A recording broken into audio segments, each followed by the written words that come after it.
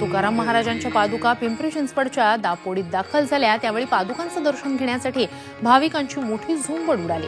परिसरातील भाविक मोठ्या भक्तिभावानं दर्शन घेण्यासाठी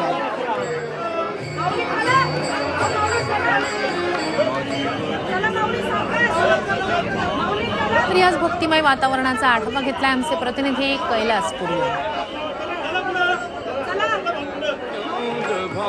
संत तुकाराम महाराजांच्या पालखीचा पिंपरी चिंचवडहून पुण्याकडचा प्रवास सुरू झालेला आहे। सध्या पालखी जे आहे ते पिंपरी चिंचवड शहरातील शेवटचा जो विसावा आहे दापोडी इथला, या ठिकाणी पालखी दर्शनासाठी या विसाव्यासाठी इथं थांबलेली आहे।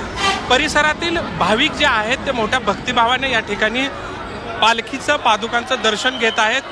दापोडीमधून पालखी जी आहे ते पुढं जाणार आणि पुण्यामध्ये पालखीचा 2 दिवस मुक्काम असणार आहे।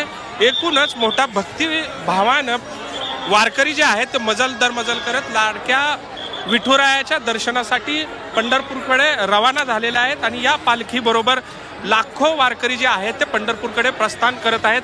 मात्र जे वारकरी पंढरपूरला जाऊ शकत नाहीत, जे भक्त पंढरपूरला जाऊ शकत नाहीत, असे भक्त ज्या ज्या ठिकाणी पालखीचा विसावा आहे त्या त्या ठिकाणी येऊन या ठिकाणी पालखीचं पादुकांचं दर्शन जे आहे ते घेताना दिसत आहेत। व्हिडिओ जर्नलिस्ट नितीन सांडबोरसह कैलास पुरी, झी मीडिया, पिंपरी चिंचवड।